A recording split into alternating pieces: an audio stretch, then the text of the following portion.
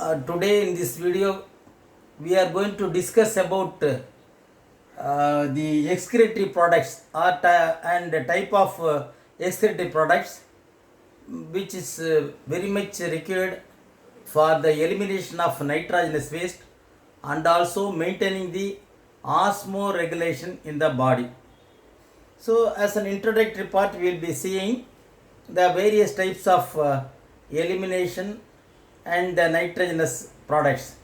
First, usually the nitrogenous waste are eliminated in animals, and because the nitrogenous waste after the metabolism or the breakdown of the food, the elimination has to be done by the body, because if the nitrogenous waste is accumulated in the body, it will become poison.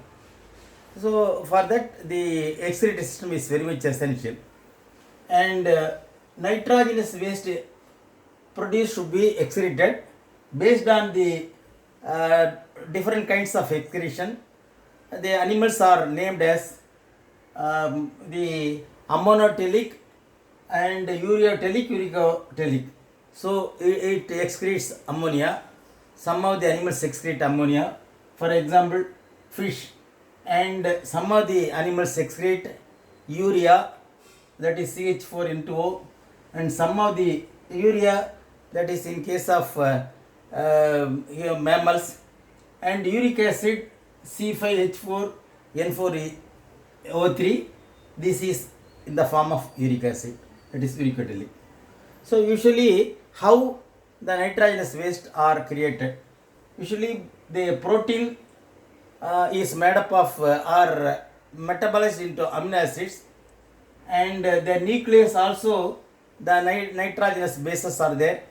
Adenine, that is guanine, thymine, uracil. These are all the bases, nitrogenous bases, that also contains nitrogen, and this is named as amino group because it contains NH2, so it is called amino group. This amino group is to be eliminated, and based on that the fish is in the form of ammonia. Ammonia is highly toxic, so it has to be eliminated then and there. That's why it is found in aquatic animals. So not only through the kidney, even it is through gills and from the body layer the ammonia is eliminated, that is by osmosis process.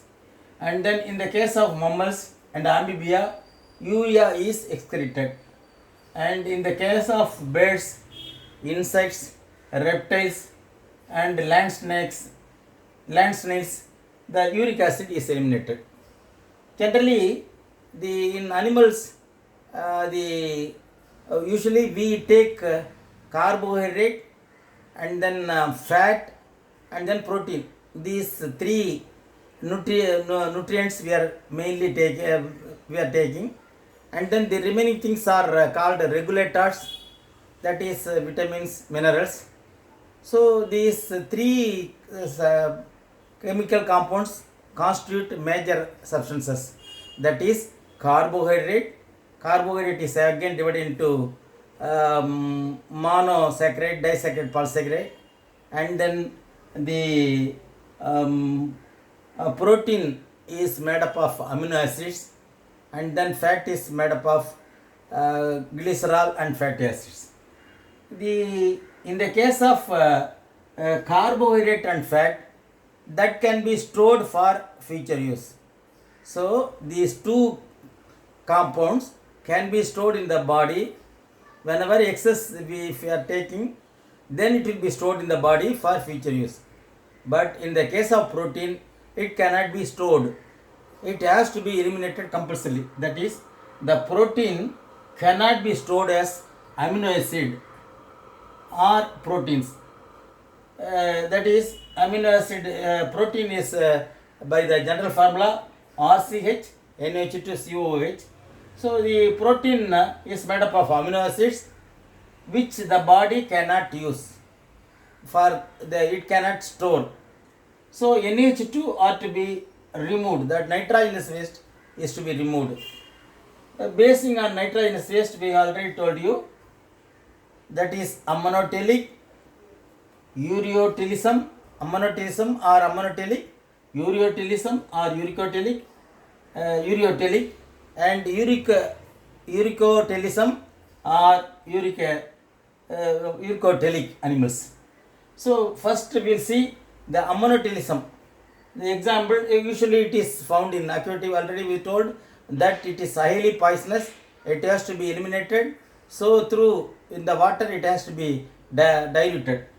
So example is Protozoa porifera. Example spag, that and Coelenterata nidaria, and liver fluke, that is the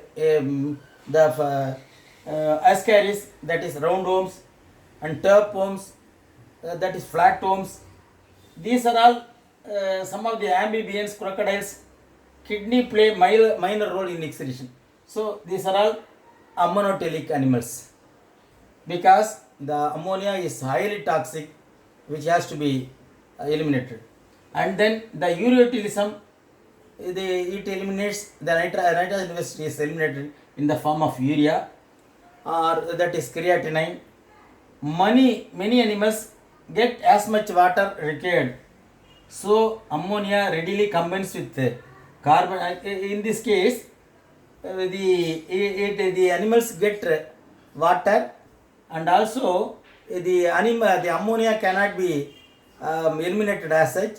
So what it does in the liver, the ornithine cycle happens, and it combines with the carbon dioxide in the liver, and then it forms urea. So in the form of urea, that is eliminated, and it is 100 times less toxic than ammonia. Why it is converted as that is urea? Because it is less toxic than the ammonia 100 times. Example, mammals, adult amphibians, and then the cartilaginous fishes like shark, and then aquatic reptiles, and then cartilaginous fishes, aquatic reptiles. Some urea is retained in the kidney. Another thing, all urea is not eliminated. Some of the urea is retained in the kidney for osmoregulation. Osmoregulation means the regulation between one cell to another cell, the movement of water and solute inside the body cells. Suppose isotonic means both the cell density and the density of the solutes in the outside the cell are similar, means isotonic, a similar density. And then uricotelism, the animals live in dry conditions, such as in desert, or the insect which is living in waterless area. Then the conditions, the body cannot get the water, so they synthesize crystals of uric acid. So what it does, it synthesizes crystals of uric acid from ammonia. So it is non-toxic when compared to ammonia. And then it is insoluble in water. Example, insects, birds, reptiles. And birds, reptile urine is eliminated as a paste. In the case of the birds and reptiles, the uric acid is eliminated in the form of a paste along with uric acid. So this is with regard to the uricotelism. And then uric acid stored in some of the some birds lay eggs, and the eggs is overcast by shell, or the eggs is covered by shell, and the uric acid formed in the inside the egg stored in shell, left behind when hatches. What happens if it is in the form of uric acid? In the egg, what happens? It is stored as left behind when hatches, that is stored in shell. Shell itself it is stored.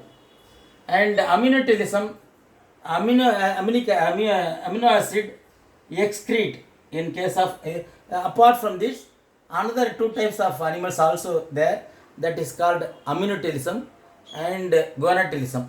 In aminotelism, the amino acid is eliminated or excreted, example mollusk.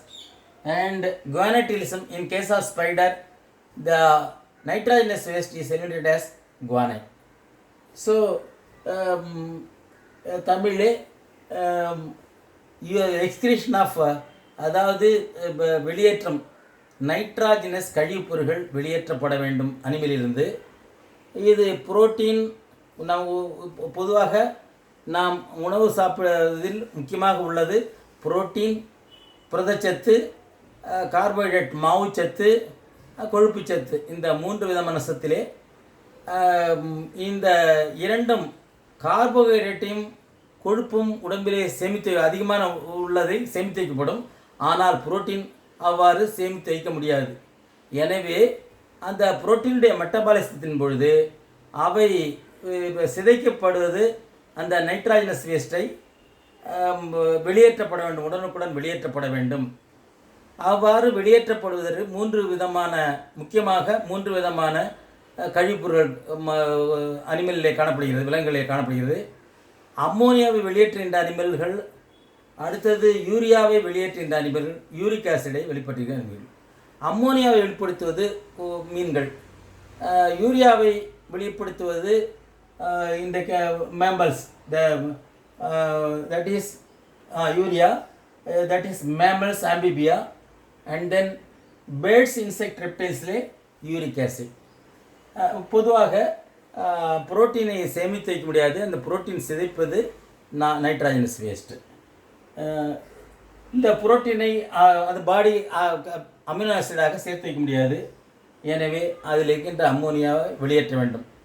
குறிப்பாக இந்த அம்மோனியாவை வெளியேற்றுவதில் யூரியோட்டிலிசம், அதாவது யூரியாவை வெளியேற்றும் விலங்குகள் அந்த அம்மோனியாவை முதலில் வெளியேற்றுகிறது. ஆனால் அந்த அம்மோனியாவை மிகவும் விஷம் வாய்ந்ததால், அதாவது கார்பன் டை ஆக்சைடை சேர்ந்து, அதாவது லிவரிலே ஆர்னித்தன் சைக்கிள் என்று ஒன்று ஏற்பட்டு அது யூரியாவாக மாற்றப்பட்டு வெளியேற்றப்படுகிறது. அதே போல் யூரிகோடெலிஸ் அனிமல், இங்கே யூரிக் ஆசிட் சில பறவைகளிலே பேஸ்டாக மாறி வெளியேற்றப்படுகிறது. ஸோ இது இல்லாமல் அமினோட்டிலிசம் என்ற அனிமல் அமினோ ஆசிடை வெளியேற்றுகிறது. குவானைன், ஸ்பைடர்லாம் குவானைன் என்ற கழிப்பொருளை வெளியேற்றுகிறது. ஸோ வித் திஸ், இதற்கு பிறகு நாம் அந்த organs of excretory products that we are going to see in the forthcoming videos. With this we conclude this video.